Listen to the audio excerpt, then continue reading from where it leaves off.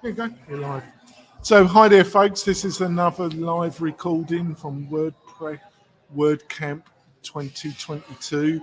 I've got Lucas from Press Hero with me. We've been having a bit of a chat about what Lucas does. So, Lucas, would you like to introduce yourself to the WP-Tonic tribe and give us a bit about you and Press Hero? Yeah, well, thanks, Jonathan, for having me on. My name's Lucas. I'm with Press Hero.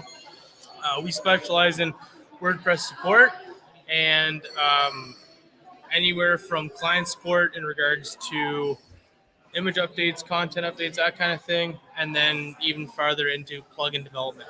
So if you have two plugins that are conflicting, we're able to kind of bring them together and make them function seamlessly. As we were chatting before we started the recording, Lucas, you're in quite a competitive sector of WordPress support and maintenance. There's some established players like WP Buff, WP Sitecare, and a number of others. But as you said, you seem to have found your own area, a niche. What's been one of the major contributors in finding your area of competence and getting the company established, do you think? Yeah, so I think the area of competence and just getting the company established in such a saturated market that is very competitive is just the ability to build relationships with the clients that we have. Making sure that the clients are taken care of, client communication, like I mentioned to you before.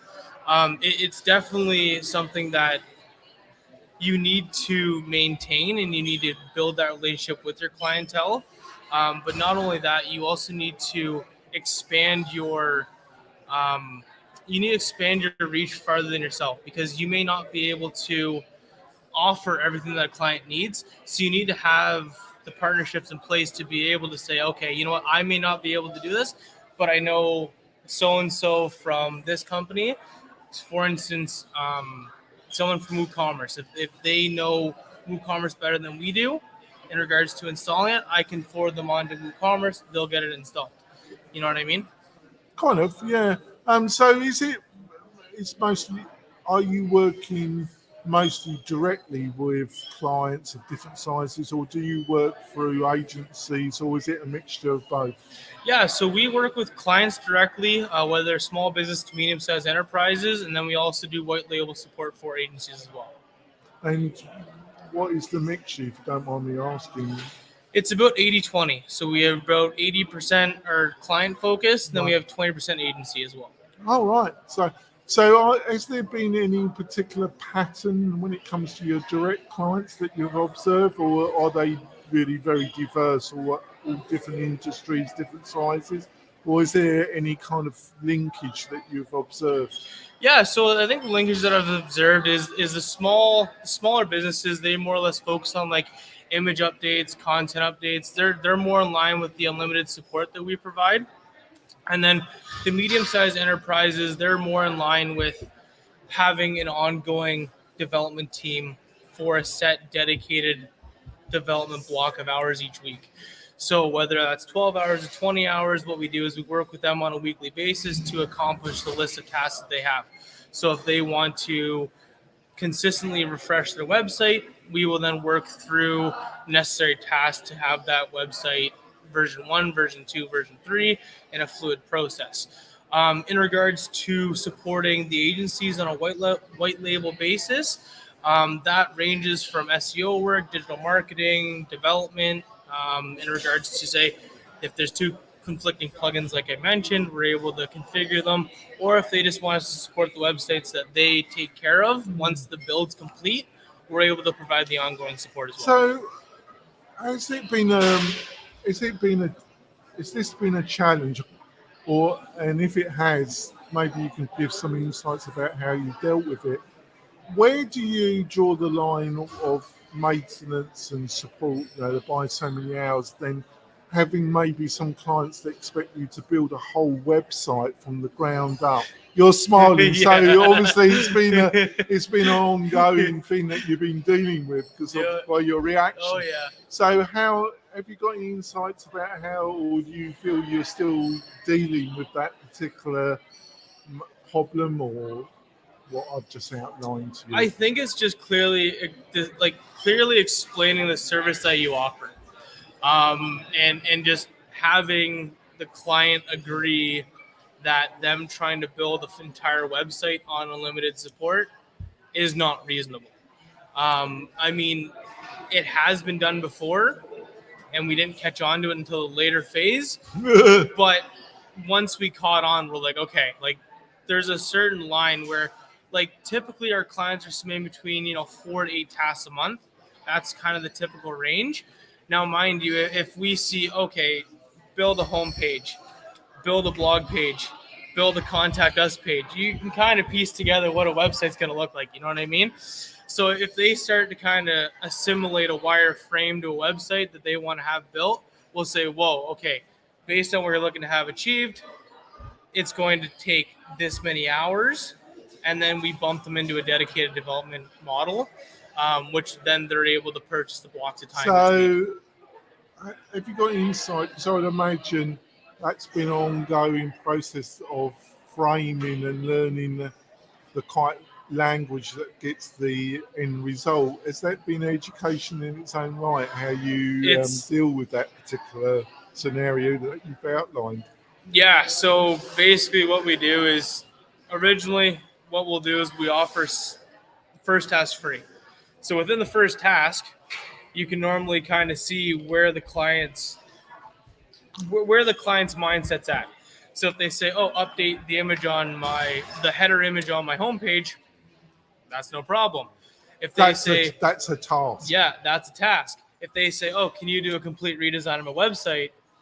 Well, that's going to exceed the 1 hour of support that we're able to provide. So even though it's unlimited but they still support, say, I'm not trying to be argumentative, Yeah. I'm just really interested in how no, you exactly. do it. But they say to you, well, that's still a task. Yeah. So what's your response? So we say it is a task. However, based on the amount of time it's going to take to complete that task, it exceeds what our unlimited support provides. So if you want to break that into segmented tasks and create a laundry list of 75 tasks you want to submit one at a time, that's fine. Well, the way I deal with my own agency, we have tasks which are our, Okay. and then we have what we call micro projects, and we classify that as a micro project, which we give a set estimate, and if they're on a maintenance contract, they get a discount. But it's a micro project. So I'm giving him free consultation here. But I found that reasonably, not always though, because obviously there's still pushback. But they seem to grasp that there's a difference between a task and a micro project. Yeah, definitely. What do you think of that? I like that a lot. I thought you might. I like that. Yeah, I'm gonna use that. You got something from this conversation. At least somebody got something from this today. So what have been some of the biggest challenges that you feel the company's faced? That's a great question. I think the biggest challenge is just entering a saturated market and just getting the branding out there, because I mean, well, I do like the name. I think the name's fantastic. Well, thank you. Yeah, that was my partner that carried that name. But it's more or less just gaining the reputation as a brand and just solidifying the fact that Press Hero stands for WordPress excellence. Because there's a lot of people in the industry that claim to know what they're doing, as I mentioned before, but they necessarily will do things in a way that can sometimes come off as neglect. Whereas what we want to do is we want to change that reputation that support agents have, and we want to make sure that we're an end-to-end solution for WordPress websites. So how have you dealt with, because a lot of these issues are a combination of clients installing plugins that are in conflict, do the same thing. Then there's the concoction of conflict with hosting problems. How do you deal with, because obviously you're not providing the hosting or something you're not. So how do you deal with problems that are coming from the hosting side? Yeah, so if we notice that there is a issue in regards to the hosting, whether it's the server that they're on or the certain configuration that they have, we'll just notify the client and say, listen, based on what we can see and based on our professional opinion, we've noticed that your host may be causing the speed issues that you are facing. Um, in that case, what we do is we'll recommend either known host or liquid web, depending on the situation. I forgive you for that. Yeah. Well, I appreciate that. That's good of you. Yeah, right. That's easy, though, what to say there. See, that's English humour. You found it humour. Yeah, but it is tricky, isn't it? Because they're to say that hosting area is diverse and different price points, and what can you expect from $3 a month, depending on the size of website you've got? It's a very tricky situation. Yeah, isn't if you're trying to run 100,000 views a month on a $4 a month service, you're gonna have a tough time. You're gonna be disappointed, aren't you? You're gonna have a tough time. Now, as one of the challenges, because obviously my own agency, my own company, we are distributed and we have a mixture of US, Canadian and Vietnamese offshore individuals that work in my company. I would imagine you're the same, but has the finding the right people to provide the service, has that been difficult? And have you got any insights about how to get the right developers or the right people to offer the skills that you're looking for in your own company? Yeah, so every developer that we have is in-house. They're all, as of right now, every single one of them lives in Canada. What we've done is we've structured it in a way that Rob, my partner, what he'll do is he will kind of groom the developer and work with them hand in hand. So in that way, once they pass the intermediate to like the junior to intermediate level, once they start approaching not the expert, but just past intermediate when they're more experienced, then he'll let them go off on their own. But he'll still monitor them, and then any questions that they have, because he is a 20-year computer analyst programmer, he does have the experience and the knowledge base. So if there's any questions ongoing, he'll be able to answer them. But we do have a constant flow of people that have either been brought up by him or brought up by the people that he's also trained as well. Right. So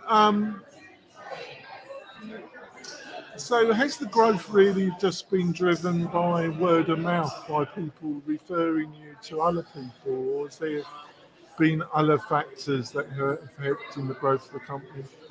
As of right now, I mean, we put very little into actual ad spend and outsourced marketing. Well, in that particular sector, that would be extremely expensive. Very expensive. So, as of right now, I think it's mainly word of mouth and just the relationship building that we've done, and just establishing the relationships that we have within the industry, and then just making people aware of what we offer. Not necessarily hard selling them right off the bat, but just giving them the opportunity to say, listen, like if you want to try something new, we're not forcing you. If you want to try a new way of potentially doing things, come check us out. And 9 times out of 10, it works. And then once they kind of test out our model and see what we're all about, and they experience what Press Hero has to offer, they stick. So to wrap it up, you said that one of your biggest surprises has been the WordPress community, and we're at a WordCampUSA. Yeah. So maybe you want to pass some remarks about your observations around the WordPress community and why you think it's a bit different to other that surprised you. Yeah, definitely. So my experience with the WordPress community, I mean, when you look at it from an outside perspective, it looks a bit intimidating. But I mean, once you actually get involved, I've been quite friendly, haven't I? You've been very friendly. But this is what I mean. Once you get involved and you start talking to people, you start getting yourself out there, and you prove that you're not just the guy talking. You actually have some substance to what you're offering. Oh, that's where I've gone wrong then. Yeah, it definitely it's a warm welcome community. I mean, everyone seems eager to help each other, and if you have any questions, feel free to you can either reach out to me, and I know Jonathan has a lot of experience, so I'm more than happy to answer any questions that you have. Well, you seem very open, and I love the name. Thank you. Great naming. It seems superficial, but getting a name that relates, that still. Um, was it difficult to get the domain name? Was it easily available? So presshero.co was easily available. Presshero.com is very expensive. So we're in the process of buying that domain. We just want to make sure that obviously our staff's taken care of prior to investing in the domain. But I mean, as for trademark rights and everything else, like we have presshero.co and eventually we'll have presshero.com. It's just a matter of time. We're working on it. I won't ask We're- you how much they're asking for it. We're going to wrap it up. We've got one final interview coming up, but it's been a great discussion. We'll be back in probably a half hour's time for another interview. We'll see you soon, folks. Bye.